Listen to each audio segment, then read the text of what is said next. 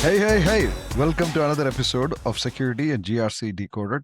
I'm your favorite host, Raj Krishnamurthy. Today we have a fantastic host with us, Steven Asifo. Steven has more than 10 years of experience in security. He has worked for fantastic companies like Verizon, Yahoo, Verizon Media, Ernst & Young. He has been, and most importantly, I don't think I've ever get to say this, Steven. He's also a stand-up comedian. So, Steven, welcome to the show. Thank you very much, Raj. Very honored to be here. Steven, what is the intersection of comedy and security and GRC? Tell us Oh that. man, if it's a small little overlap. There's a small overlap where those things intersect. That's why there's not many people you meet that do that. I actually stumbled upon it myself. It's not something I woke up one day and said, what would be really cool is if I decided to make people laugh and tell people that there's vulnerabilities everywhere. There's not too many things there. But stand-up comedy was something I started as like a passion project when I was an auditor, and I was like, man, I can't do this every day. Like, I need a different outlet. And then when I, got more into my role in cybersecurity, then I was like, oh, well, it's cool because my 9 to 5 work happens during the day, and then stand-up comedy, for the most part, happens at night. But the overlap is in both cases, the real thread between both of them is they're both centered around communicating to humans. Like, I think a lot of times we think like cybersecurity is about like technology and like, oh, we need the latest tool to do this, or everything's a failure because, some system didn't do that. But at the end of the day, like the number one vulnerability and the thing that we're always trying to communicate with are people and humans. So at night, I am communicating ideas to humans, and during the day, I'm doing the same, but like from a different context and lens, and trying to translate all this, either technical things or things that we are or bad things we want to avoid, and trying to influence people and get them to say like, hey, you know what, that does make sense. Like, oh, I get that now. And all right, well, what is the behavior that we should be trying to drive? So I've kind of found like that now becomes the thread between this world of like stand-up comedy and cybersecurity. Okay, and how do you talk about vulnerabilities, adversaries, and hackers? Right? How do you present this differently if you have to? Yeah, and it depends. A lot of it is like context and like who the audience is. So if you're working with like, the engineering teams or within like your own security team, obviously you can get into like the details as to like, what is the specific exploit, what is the payload. You can use a lot of like the technical terms there. But then when you're talking about, well, who is responsible for remediating it, or like who's responsible for helping to prevent that, that might be someone on like in the business, that might be, maybe like a sales engineer or whoever that may be. Then you kind of have to think about, well, what is the lens or context in which they're approaching that, and looking at, well, I think it kind of depends on like where the stage is. If it's like that we've already identified and we're trying to like get buy-in that this is something that we need to address in a timely manner, then we kind of have to uh, frame it in terms that they understand. And that could be financial, which, sometimes when we're talking about vulnerabilities, isn't always like a direct one-to-one. Uh, so what I think is the most common course of action is using like analogies, right? Like, I think that's an easy kind of one-to-one between like the world of stand-up comedy, but then also cybersecurity. Is like, when you use analogies, you're able to create a world where that is very familiar with folks, and it's easier to explain things or have people also contribute on ideas without having to spend that much time. So if I say, cybersecurity folks, we're kind of like doctors for an organization, right? And then everyone's kind of familiar with the relationship with like a doctor. You go in somewhere, you have a checkup. They're supposed to tell you some things that you could be doing better, like you should exercise more. But every time you go back to the doctor, like there's something that you could be doing more there. And when it comes to vulnerabilities, again, you have to kind of understand the context of it. But you could say like, imagine this system is like your house, right? And right now you have like a broken door to your house, right? And we want to fix that broken door. And so now they can play around like, okay, well, why do I want to fix that broken door? It's just my back door, right? Like the front door has a lock on it. So now we can use talk in the same terms, but like without getting so technical, unless right that audience requires that. So, um, yeah, so it's a lot of like context and knowing like who the audience is and what do we really need them to do. Got it. No, I think this is very interesting. We one of our recent guests was Tom Skidori. Tom made a very similar analogy around Yeah, EKGs and signals and doctors and specialists, and it's very it's fascinating here. yeah, and I think in the role of like cybersecurity, there's only so many things we can compare ourselves to. Like there's like the doctor analogy and like that industry there. There's also kind of this like I don't want to say like law enforcement because we do use a lot of like militaristic terms of like attackers and defenders and like very absolute. But that doesn't always translate to again like audiences that are outside of cybersecurity. So I think within cybersecurity, like that's very common because we can borrow things. But like outside, I think it's using things that are a lot more accessible there. So like in the GRC context, when we talk about risk appetite and risk tolerance, like no one really wants to talk about that. No one really wants to have to figure out what that is. But when we talk about like how do we help the business go fast? We can say, hey, there's Formula One or NASCAR, right? Like, let's say like the business is that you guys are on track, you guys are competing, you guys have to get where you need to go. And risk appetite would then be saying like, all right, hey, this is probably how fast you guys want to go. Tolerance is, we're now in your ear saying like, hey, if you hit this bend a little bit too far, you're going to crash into that wall. That's going to be in a very expensive car that is now going to take some damage. So what we'd like to do, we're just guiding you in your ear, familiar with Formula One. There's always someone in your ear just giving you some information. Hey, pull up for a pit stop. But like our goal is we want to win the race. We're here to support you. But like we just gotta throw some information your way because in that analogy, right, the business is still ultimately driving the car, but we as like, the security team or GRC, we're really trying to act as like guides in that sense to like provide actionable and helpful information. Not just saying like, well, hey, here's a list of all the different things that are on the road right now. Like, what am I going to do with that, bro? I'm driving. But if it's like, hey, like this car coming up front of you has like a flat tire that everyone hitting this bend is going over 50 miles per hour or whatever it is. If you take it 45, I think we can nail them. And then, okay, I could do something with that. Got it. Got it. No, I think this is, and a big part of stand-up comedy is like you rightly said, know your audience, right, and know the message that you're giving to the audience. Maybe let me ask you a few personas, and I want to get your perspective of how do you think about them as your audience, right? And what Yeah, is for that sure. you think that they would like to hear? Let's say Yeah. VP of engineering.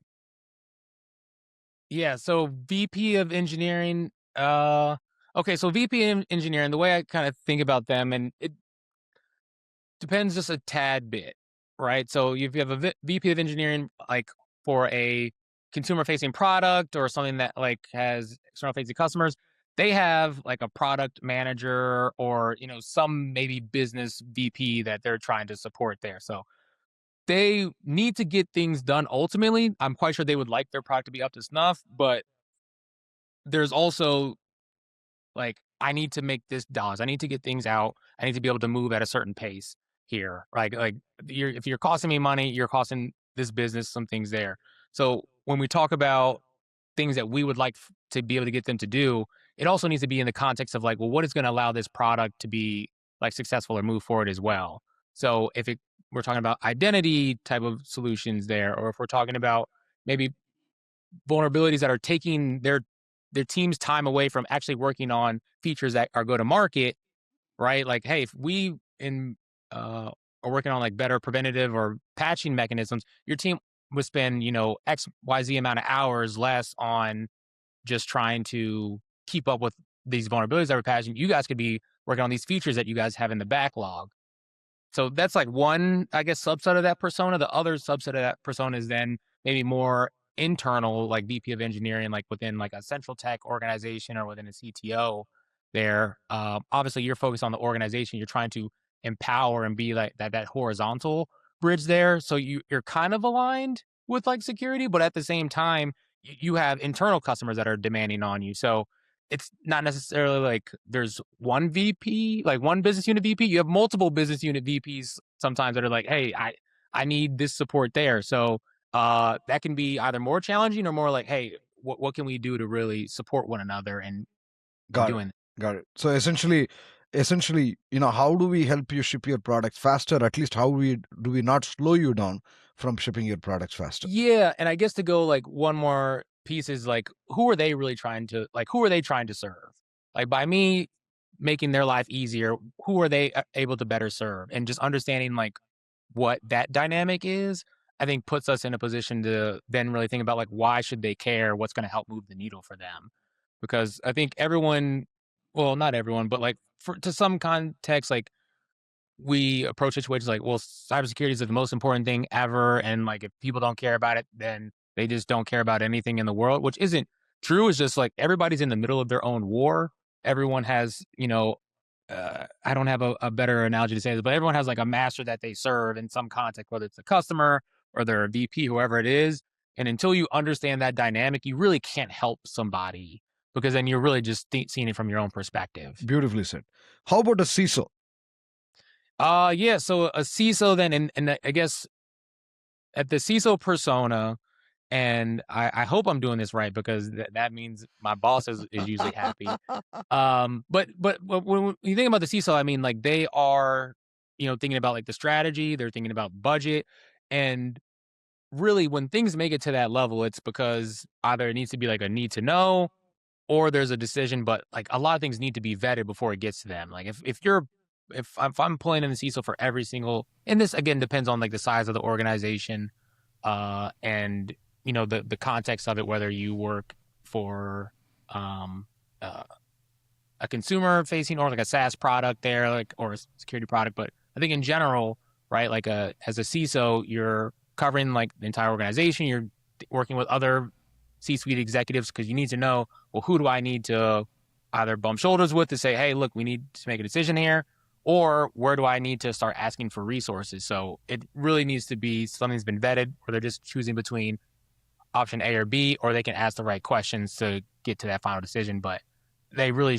hopefully shouldn't be having to get into the weeds because they have a team that has worked out a lot of these ideas and issues. So trying to raise it up a little bit high level, and obviously, your CISO has enough breadth and depth to be able to ask the questions that we can go into that if they need to.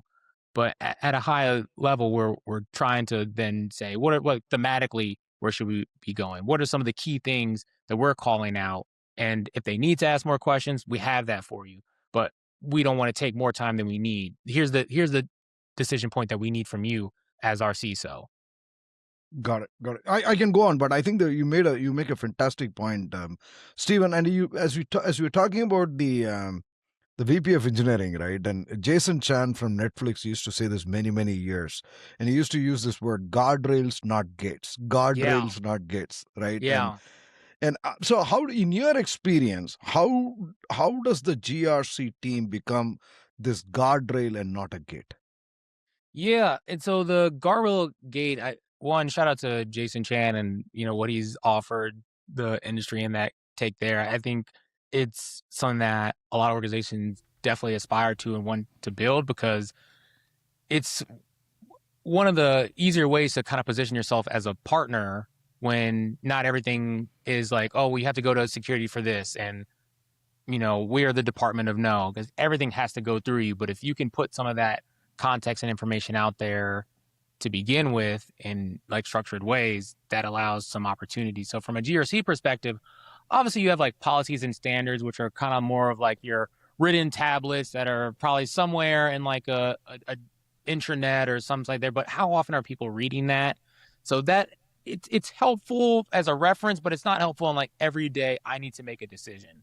So there's areas where you want to be where the decision points start to take place. So, for example, when individuals say, well, I want to work with a vendor, and I guess I'll back up for a second. It's like I really do think like as a GRC organization, like our value that we add, like the one thing that we do that no one else in the organization does is guide the organization to make reasonable, compliant, cyber risk conscious decisions. Like I don't think there's anybody else in the organization that wakes up every day to say like, how do we do this successfully every day? there's sister teams, like privacy does it from a privacy perspective, legal does that from a legal perspective. But like, I think that is one of the core um, one of the core purposes of like a GRC team. So kind of going back to tactically, what that looks like is trying to get where that decision point takes place. Because if you really want to enable the business, right, like you want to be there or try to get as close to that like idea of when this takes place here. So we think about like, I want to work with a vendor there. It's like, well, what is that? What is that like process or look like? All right, well, when I normally work with a vendor, I have to go to procurement. So it'd be great at that time when procurement is asking for either like a purchase order or even asking for certain information that we're right there with them to say, hey, we're able to provide either like a list of certain requirements or things or accelerators that would then say, if you guys are looking for vendors, maybe here's some things that already exist, or here's some things that we can write off. And then if you take this to the vendors that you're looking at, it might even speed up the process for you getting them onboarded or integrated because these are some of the existing policy requirements that we do have. So that's this kind of example there. There's also um, a set of things that we can do from a control standpoint where you kind of bake that in, where you make, the safe choice the easy choice. So instead of having to say, hey, here's a number of configurations that you do, right? As a GRC team, you can work with your, sister teams to set up baselines and, different control configurations that like it out the gate, you already have these things kind of baked in. So he's like, I kind of know what's expected of me. And if I go out of that, I know what I need to do in order to get approval or so on and so forth. Okay. And a big part of storytelling has to be backed up with data, right? And I think that builds credibility and trust. I'm sure you would agree. But how do you Yeah. go about collecting this data? I mean, this seems to be a big challenge, right? About Yeah. how frequently do we collect? How accurately do we collect? Yeah. Yeah. So just in the broader context of data, it's hard. I know what we say it's easy, like, oh yeah, we'll just get some data on that and do that. It's a hard problem because you either have like too much data and it's like, well, trying to filter it down to something that's like meaningful, or you don't have enough data. And the way that, I've tried to approach it because I've been on both ends of that spectrum is really focus on like the outcome that we're trying to achieve with this, whether it's like a metrics or trying to, present some sort of like a report or bring a conclusion on like a hypothesis. It's like, well, what decision do we ultimately want to drive if we're capturing this? So, and because by doing that, you can kind of work backwards to say, well, ultimately, if we want to be able to influence, um, let's see, the effectiveness or, well, let me back up even a bit. If we want to be able to influence, uh, let's say like, applications that are like onboarded to like a certain identity solution there, right? Because ultimately, we know that if all of our applications are onboarded to a certain identity solution, it becomes a lot easier for us to kind of manage configurations, know what's there, know what's not there, and then be able to kind of manage privileges between that. Like that would be ideal. So we can work backwards to say, like, ultimately, we want to drive that number up. What data would we need to be able to do that? Well, we probably need to know like the entire population of apps that are in there, which can be hard with shadow IT.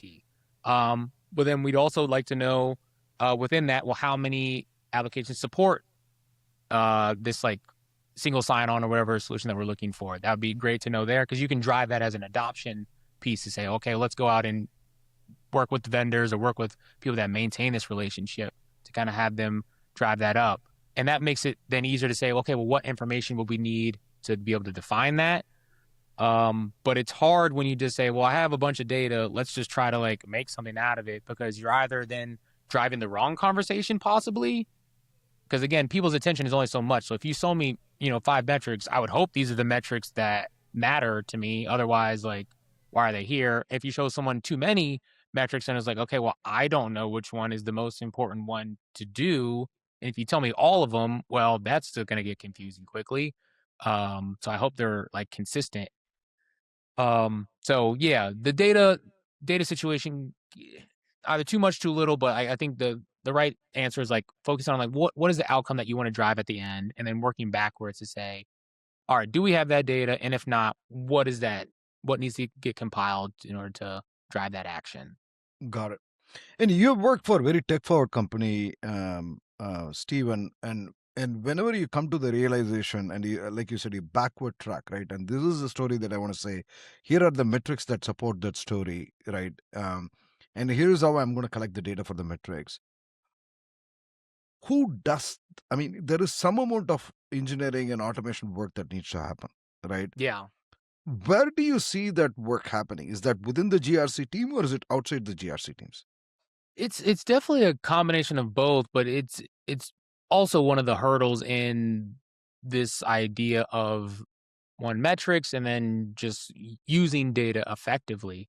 So unfortunately, it kind of depends on the organization and some of the context in which I've addressed this or had an opportunity to work on it is there will be maybe like a central team that might solve for the organization. Say, hey, we have like a platform or a dashboard where other teams are reporting in metrics for certain assets there. So you say, okay, well, how do I build into that?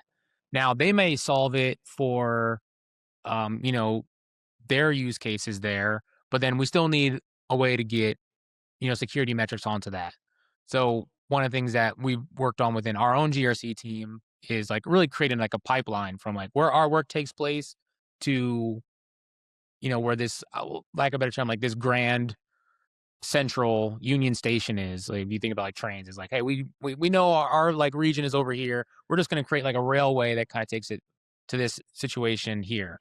And the real cool thing about that is now we've created a vehicle for the rest of our security team. So if we decide as like a security leadership team, it's really, really important for all leaders in the company to like be tracking against this metric. Normally we would create our own dashboard, manage it over here. But if we know now that there's like this one central here, we've built out a pipeline solution using like MySQL, setting up like an S3 bucket, and then passing that through there, which removes a lot of like the headache for other teams.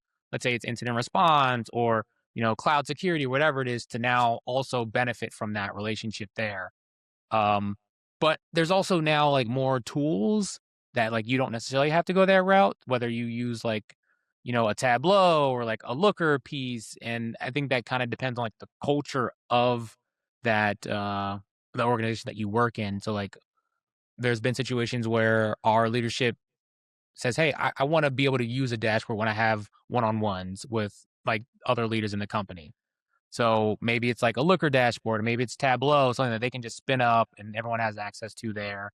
Or it's kind of like what I said before, where like everyone in the organization, we want to be able to come use this information and then it's like whatever that grand solution is. And then sometimes, believe it or not, it's just a slide deck and or a spreadsheet. And is it hell on earth?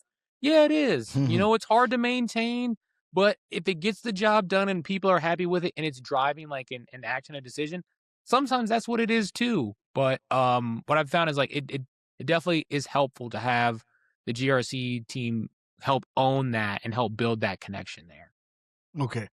What do you think, in your experience, Steven, how do others perceive GRC within the company? And let me give you a very specific. Yeah. How does the leadership team perceive GRC teams and the value that they add? So in the context of my organization where I work, now I'm very fortunate to say that we very much have like a strong relationship with our other teams within cybersecurity and also like outside of just cybersecurity as a whole. It's kind of a bit broader, but we've put in a lot of work over the years to like build a lot of trust with like our brand as like the paranoid cybersecurity team, which is fantastic. Like just even like that name, like anybody can be paranoid. So like the vision of what we're trying to build is like this like shared culture where everyone can be a little bit like, oh wait, should we be doing that? Like we should probably kick the tires on this a little bit more. Like that's really the outcome there. And where GRC has helped to show up over the years and why I think that's been you know, a, a dedicated relationship amongst everyone. We're like, hey, look, we want GRC in the conversation. It'd be great to bring someone from GRC in.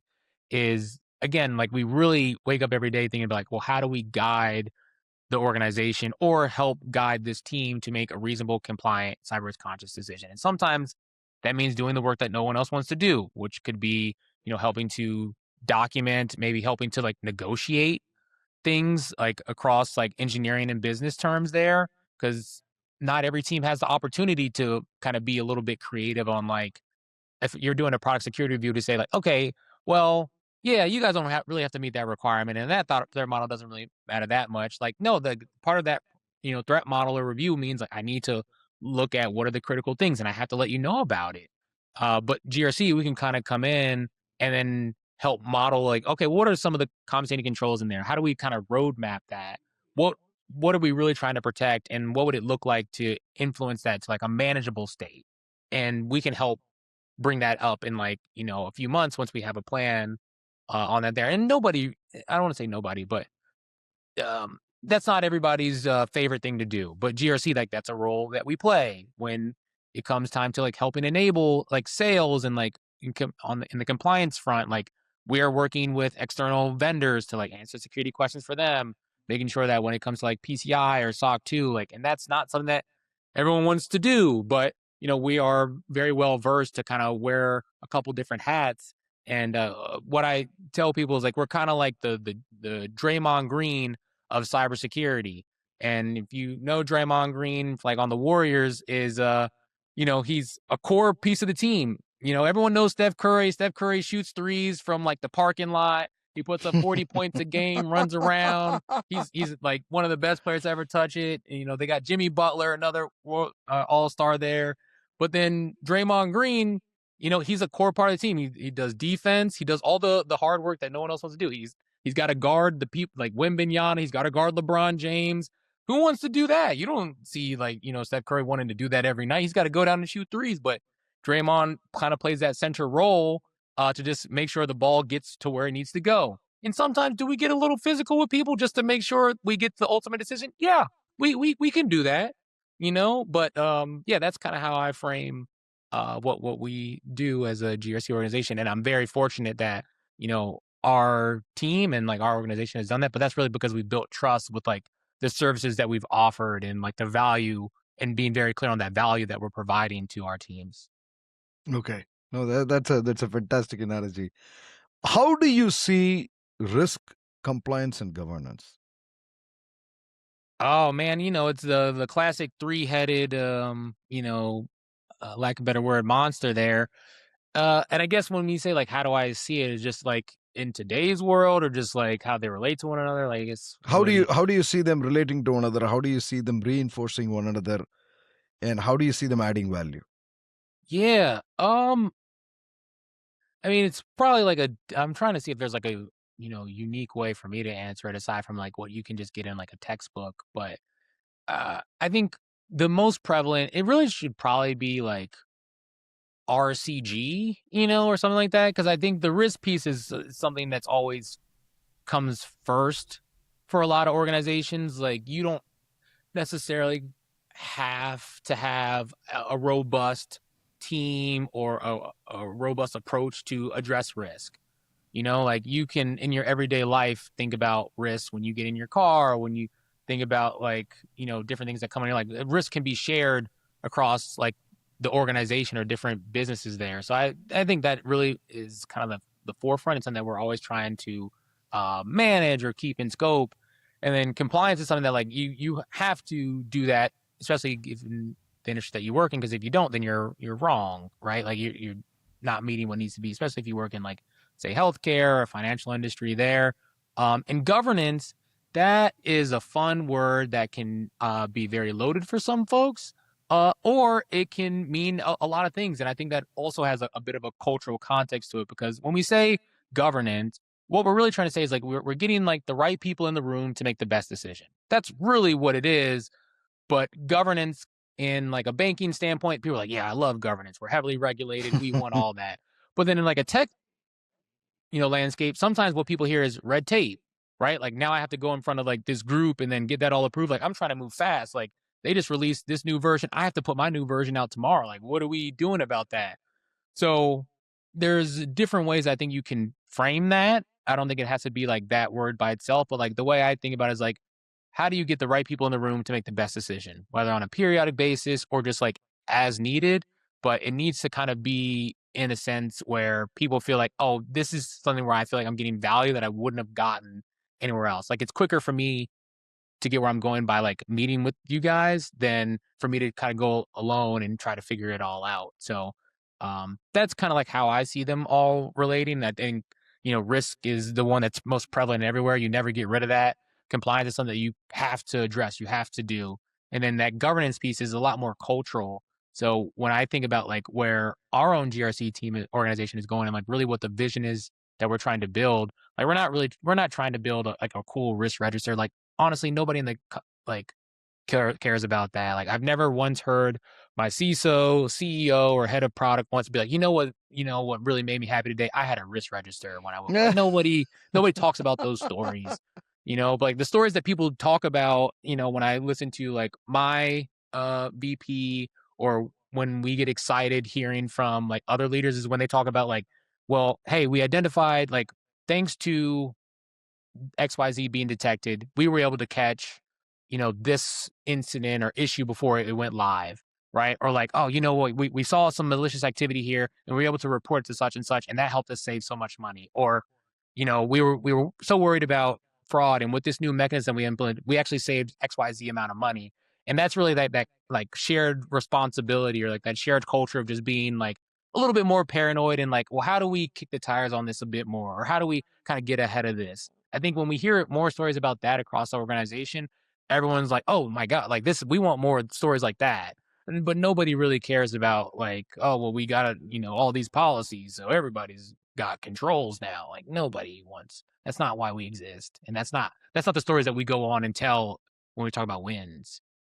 And is it about the tools we have, or is it about the stories we tell? What is the issue here? Because ultimately this is about capturing risks, right? Understanding what the impacts are, right? Yeah.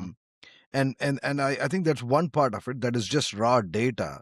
But how do you take that, digest that, and say that in a way that appeals to people, that resonates with people, is a whole different ball game, right? Yeah. So where do you see the gap is today? Yeah, I think the gap for this today is it kind of goes back to like the data problem is that there's either a lot of information we're trying to digest into, you know, who we're trying to talk to, or maybe there's not enough. And then we start trying to grasp at like, well, what's going to help make this clear for somebody? And, as like working in like the space of like stand up comedy as well, all I do is like try to take ideas, either my own, well, they're using my own ideas, but like taking topics that either people have a relationship with or don't have a relationship with, but then putting it in a format where everyone can then kind of grasp it and say, "Oh, okay, I get it." But in stand-up comedy, it's a bit different because the kind of end result is like this like moment of laughter where everyone kind of has this like haha moment, Hmm. right? Whether it's like a deep laugh or not a laugh, and I can get feedback on it really quick. Like if nobody laughs at it, then I'm like, okay, well that didn't work. There's a word, but I think this is why I like stand-up comedy so much, and I'll tie this back to like security because like it's usually like a word missing. So like sometimes they call it like the funny word. So if I say, um, this is not going to be funny because I'm doing it on the spot. And this does not mean I'm not a comedian, but it's just because I've been talking about security and it takes a little bit for my brain to switch back. But like if I say that, uh, my neighbor next door parked on my driveway, he's a real like, you know, pickle Ex- stick or something like that, right? Like pickle stick, it Mm. becomes like the funny word. Like I would put that at the end versus like if I said like my neighbor's a pickle stick, I hate when he parks on my driveway. There's like just rearranging of words, like in wordsmithing, and then thinking about like, well, what does my audience already know about this topic that I can just already build on? Do I use a like analogy here? And so like that's what goes through my mind when I think about like communicating is starting with like, well, who's my audience? What is the most important thing that I want them to know? What is the most important thing that I want them to do? And then working back to say, like, what is like the like least amount of information that I can give them where they can all come to that same conclusion. Because if you go to like a stand-up comedy show and it's just like, a soliloquy, just long words to do that, like it's not good. But if you watch like stand-up comedy on TV or like late night, it's very like wordsmith. Like you're using the least amount of words as possible to get to the result because If it takes me, 2 steps to get somewhere versus 10 steps, I'm a lot more efficient and I have more time to get Got it. people there. And as an audience, I'm very, very respectful. If you're like the VP of engineering, if you're my CISO, that you're very busy. Could I explain this risk to you over the course of like an hour? Oh, I would love to. Let's sit down. Let's go through it. But if I can do the same thing, in, 3 to 5 minutes, I'm quite sure Absolutely you'd be perfect. happier because, like every time Steven gets in front of me to explain something to me, I know it's going to be like, I'm going to get it. It's going to be straight to the point, and it's going to be very clear what needs to happen next. And so I think that the challenge is like sometimes we take so much information and we think everything's really important. Well, they need to know this detail and they need to know how the vulnerability exploit and they need to do this, that we don't then say, well, what do they need to do next? Or we talk about like, well, everyone needs to do this, but we don't talk about why it matters. So it's really thinking about like from the human aspect of like, you know, what is going on in my audience's head? Why do they care? Right? Like what's gonna keep them here? And then what do I need them to do? And how do I make it as easy as possible for them to do that? Right? Because it could be at the end of like my little spiel and say, well, right now, all we really need you to do is to kind of have, your team join this like call here, push this PR, and we already have some templates from other teams that we've shared. So if you just review that, we'd be ready to go as soon as you are. Okay, so now you see that there's an end. If you're on the other side, it's like, okay, well, there's an end. Sounds like there's some port. So like the barrier to do this becomes a lot easier versus if I came to you and said, all right, hey, look, this is the issue. We need you guys to kind of push this out. So come back to us when you guys can. It's very open ended. Like you there's no real commitment there. There doesn't sound like there's much support. It kind of is like, all right, well, I'll just go do what I was gonna go do. Um, so are we really partners? Like what does that situation look like? So it's really just thinking about it from like a human perspective of like what would make you feel like I'm getting the help I need or being guided to like the best decision. Got it. Got it. I think if I sort of put myself in the you know to your stand-up comedy example, when I Yeah. go see a stand-up comedy, right, I am vulnerable, I'm relaxed. Maybe vulnerable is not the right word. I have my guard down because there is no obligation on me to remember and act on something. I'm there to enjoy the moment. Yeah. But that's not the same in a boardroom or when you're presenting to your leadership team, right? Yeah. So a lot of the message that you're saying, I'm 100% in agreement, but how do you bring them to this common denominator? How do you let their guard down so that they can relax and understand what you're trying to say? How, is there something that you do there when you? Yeah, and I would say it's still fairly similar because I mean you'd be surprised. I mean I've performed your classic bar shows, and the bar show it's a trick because sure people might be drinking, but they may not always want comedy. Now that's a tricky spot when people don't want you talking at all, which could be very similar to like a boardroom or like a VP is like, why are you talking? Like why? What are you doing here? And so you have to kind of like break and so in that instance you kind of have to like break the expectations. You either have to like say something that like captures the attention or be very very present. And that's what I found is usually the trick is like being very present. Like if I know it's like a rowdy bar room, everyone's doing that and don't want to hear comedy, is like I'm not gonna get up there and do my act that I've been doing for the last 5 years and like, hey guys, I got married last year and you won't believe what's going on in Kentucky. Like, who cares? Why do I care about that? But if I get up there and then say, hey, look, they're making these drinks so strong, I just got up here. I don't even know whose microphone this is. Now people are like, who is that up there? Right. And I'm talking about like what's going on present day. I still may not win the room, but at least now I'm thinking about like what is going on in this audience? Like what is relevant to them? I think that's what I mean by being present is like you can have a script and you can say, well, this is how the textbook says you should talk about risk, but like nobody cares about that. It's like, well, trying to think about like what does this audience care about? Like what is the context in which they're coming from? Who do they serve? Like what are they going to go do after this? And so I try not to treat every single audience like it's the same whether it's like cybersecurity or whether it's like stand up. Like sure, I may have like an act or I have a way that I communicate risks or ways that we normally address things, but it's going to be different between business units, just like it's going to be very different between crowds. Like they're going to have different motivation factors. So I do my homework beforehand. I'm always a student of this. And I think it does take a little bit of time to do it, but like it's like that repetition that you then become very good and have certain tools to frame it. And there's sorry, I know I'm kind of rambling on this, but like even as you're going, you can frame yourself as the bad guy, right? Like I mean, I know security, we say, well, if nobody likes us and it's hard for them to work. Sometimes you can lean into that, and that can be fun too to say, hey, look, I know I'm the worst person that you want to hear from right now when I tell you this, and it's going to be bad. Like, I'm just going to tell you right now, it's going to be bad. It's going to be a big number. So now you're anchoring that emotion. Is like, all right, what do you got to say? What do you got to tell me? And then what you have to say doesn't even sound that bad afterwards. Like, look, everyone's got to take this training, right? I just need, we're 13% off, and that's what I need you to do. And like now I disarmed them because I took you all the way up here, but what I said kind of down there, And then sometimes you can play like a little bit alongside to say, hey, maybe you have someone in the room that you're already have a relationship with, and you can kind of use that to build up. So there's different ways that you can use it, because at the end of the day, you're talking to people, right? Like we complicate it because we're like, well, there's all these technical details that we have to communicate, but like people are people, and once you learn how to communicate like a human, like this becomes a lot easier to like help communicate information and digest. It's like, well, what do we really need them to do? Got it. No, that's brilliant, and that's beautifully said. Have you ever received a feedback where said, "This is supposed to be a very serious talk, and you're just diluting it"? How dare you, Steven? I will be honest. I've never gotten that. I've never been in like a situation, I would say, because I've done like the presentation when people say, "Hey, I don't agree," like I'm not doing this. I've even done comedy shows where people just like, this isn't funny, right? Like, so like I would be honest with you, Raj, if I was just like, "Hey, something's not connecting here." But I've never been in a situation where someone's just like, "This is a serious topic. This needs to be boring." Like I want this to be something I can't engage with. But like even if because again, it's all about context and timing. So I'm not saying I go in there and I crack a couple jokes all the time. Like that's not what I'm saying. What I'm saying is like there's a way to present information where it is compelling, where people can engage with it, people can, say, hey, I resonate with it.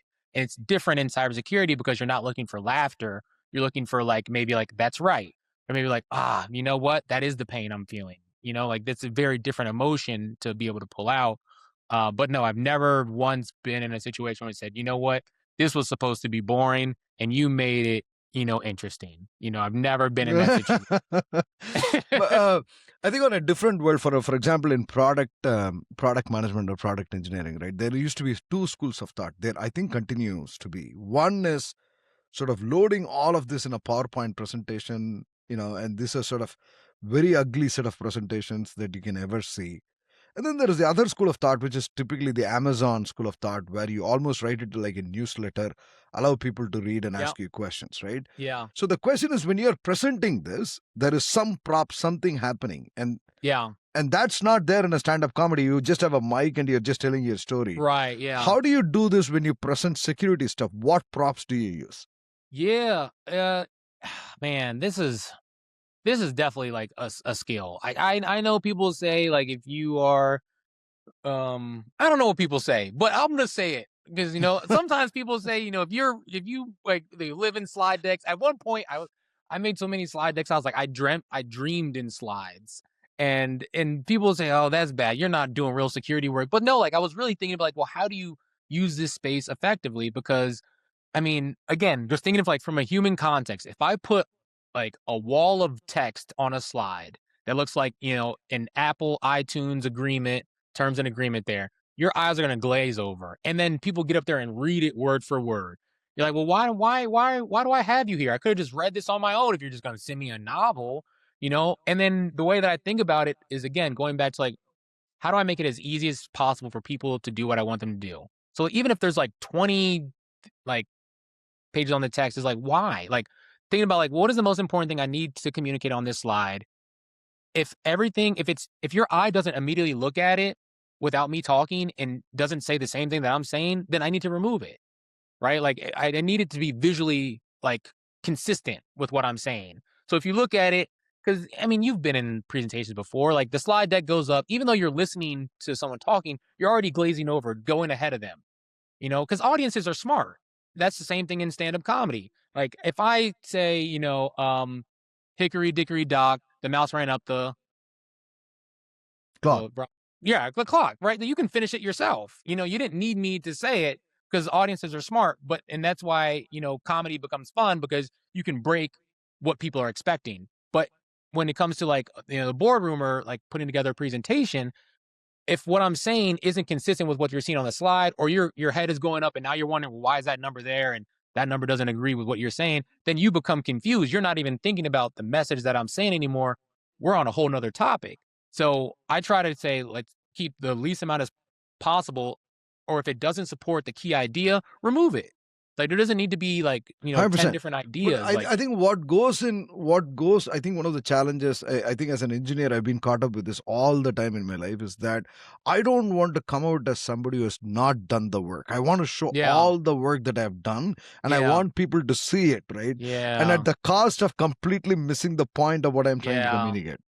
And the fun thing, nobody cares. Nobody gets- Nobody cares, man. Like, but that's a great thing about like an appendix.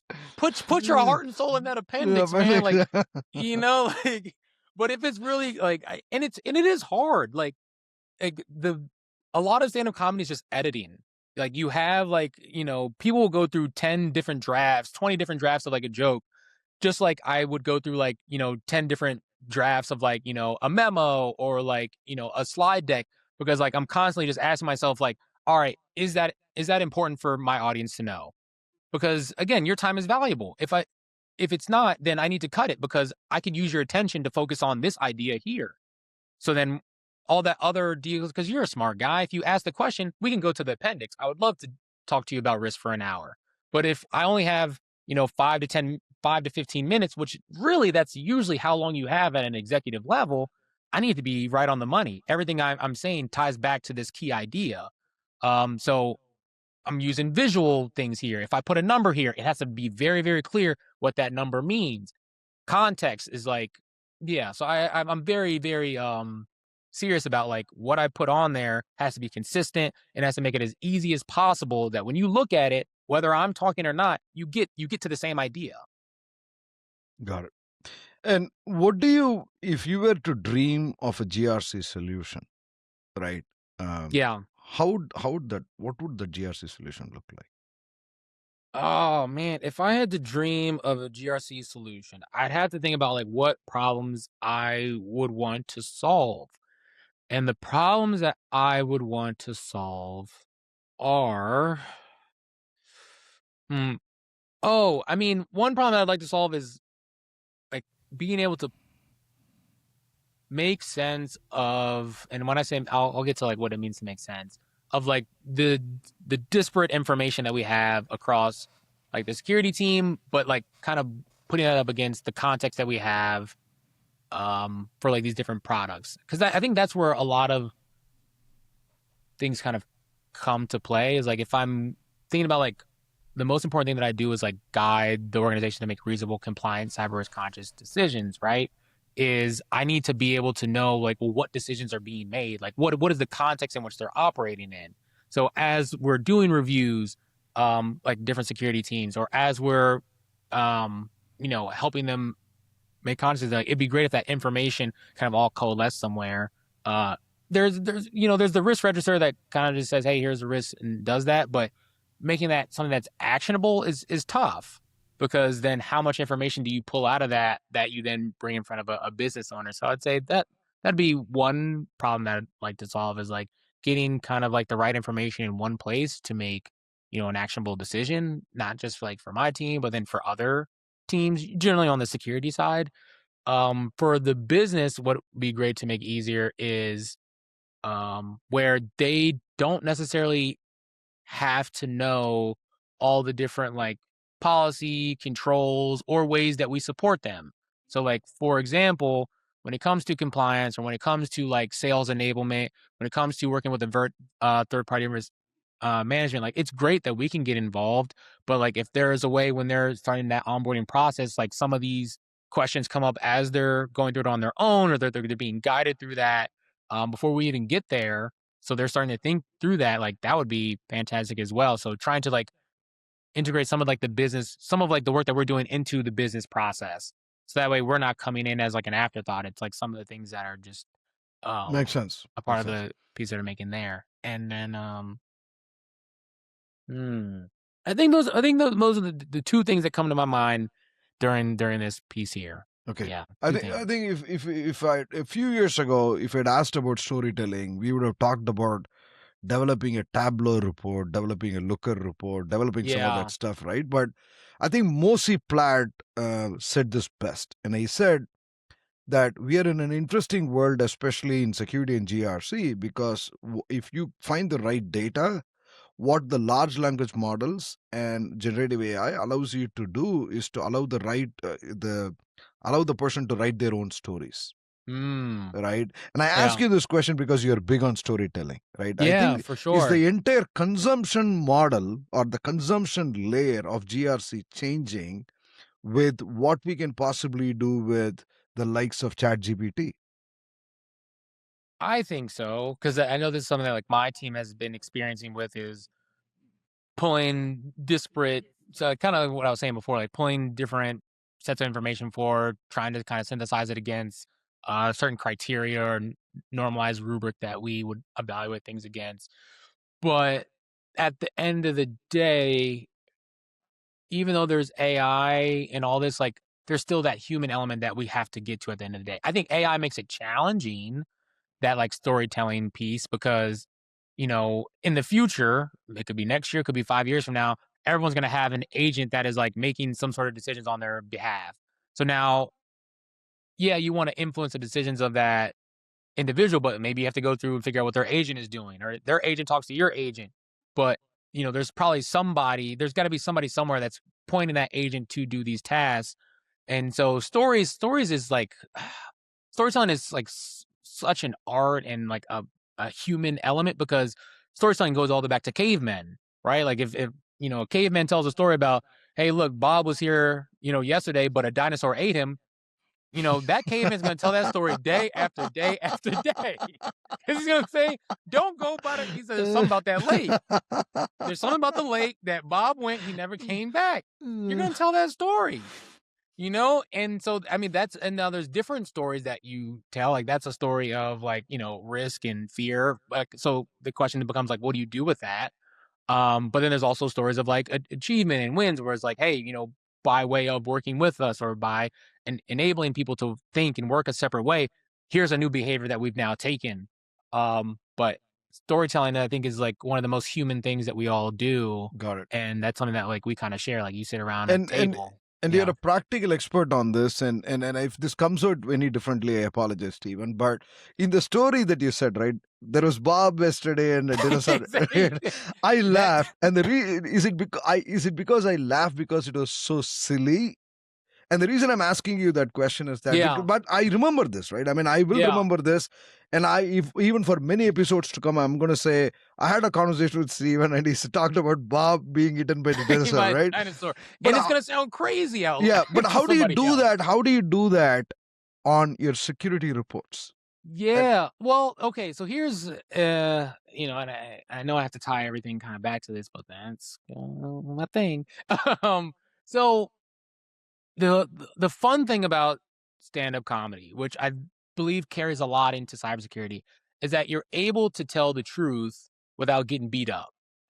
Now in cybersecurity, oftentimes you're telling people that like their code stinks and because all these gaps are in there, or like their product sucks because all these gaps are in there, and nobody wants to hear that. Or at least you have to find a nicer way to tell that to them. But like, in stand-up comedy, if you go back to like, the role of like a jester being in the king's court, he kept him around because, hey, the jester could say things about the king, about whatever, without getting beat up. If actually it was like a prized role, because you have to find a very, very articulate way to kind of like toe the line and show people a mirror without necessarily like forcing them through that.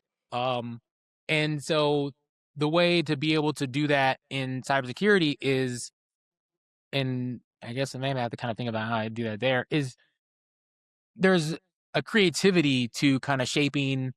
You can do a comparison kind of piece, like you can kind of put two things side by side, and I think that's a common thing that people like. Like, so for example, if you do like a maturity assessment, people will also want to know like, well, how do I compare against the industry, right? So I can show you up against, another thing. Well, like, hey, XYZ similar size companies, have a maturity score of XYZ. We have a maturity score of this, right? And that's, largely because, these companies here put this amount of money into it and they do way less. And we do this and put this amount. So you can draw some comparisons and tell the truth. But what is the point of that? Are you saying that, it is not that we don't suck. In fact, our code sucks, but we suck less than the competitors. Is that what you're trying to say? Yeah. So, and sorry, I know it took me a little bit to get to it, but I guess I'm trying to show there's different ways that you can allow people to, because you don't want there's an art to letting people come to their own conclusions. Because like I said, audiences are smart. So if it's I could tell you what the answer is, but it's better if you get to that answer on your own. Beautifully said. So that's why I was like, in a comparison aspect, you can come to that conclusion if I say, hey, the people that are leading in this market, right, have a certain level of maturity score, are spending this much money on it. We're here, and we're also not hitting a certain thing here. I see. Did you then ask yourself, maybe we should start spending on, if XYZ companies are doing that and they're at this, maybe we should do something like that. Because there's something about comparison that feels like that there. There's, and there's different ways to kind of show people a mirror, right? You don't have to necessarily just force them to say, look, this is what you look like, right? Like that's a little too harsh, right? And calling out people's features. I think that's beautifully said. That's beautifully said. I think that's a fantastic lesson, Steven. We are approaching the end of the segment, Steven. Absolutely. And I wanted to, for this person, not everybody's a stand-up comedian. So maybe I'll give you the last 60 seconds. What should people do? How can we make this entire rigid, dense environment lighter? What can we all do to make this sort of a much more fun-loving place to work? Yeah, I would say the most important thing that anyone can do, if I only had a second on your podcast or 1 minute, I would say a lot of people, there's this myth that cybersecurity is a technology problem and all we need is more, engineers and more tools to be built. But really what we have is a human problem and how we communicate like humans to other humans to help change behaviors and influence behaviors. So what I think we can all do is think about ourselves as a human. Before you put on your cybersecurity hat and say, I'm going to go hack the world or defend the world, is what would influence my own behavior? Because people try to influence on a day-to-day basis and we make decisions, right? People tell you, oh, you should buy insurance because the sky is falling. And sometimes you buy it, sometimes you don't. Some people sell you on up things. And so just thinking about what is that emotion that, brings you to take a certain decision or behavior. And then, trying to replicate that there. Trying to think about why would I sit through a security training? What does that look like? Why does that have to be boring? Think about what you would sit through, because at the end of the day, if you wouldn't do it as a human, before you're even a cybersecurity person, just as a human, if you, your kid, your wife wouldn't sit through it, why would you expect somebody else to do it? Just because you told them to? Okay, hey, have at it, buddy, have at it. But that's a very hard battle to do than trying to think well, let's just make this enjoyable for everybody. Let's try to make this as engaging as we can and just make it very easy for people to do what we want them to do. That's it. 100%. Steven, this was a fantastic, fun interview, fun podcast. Thank you so much. Thanks for coming on the show. Thank you so much for having me, and all the best.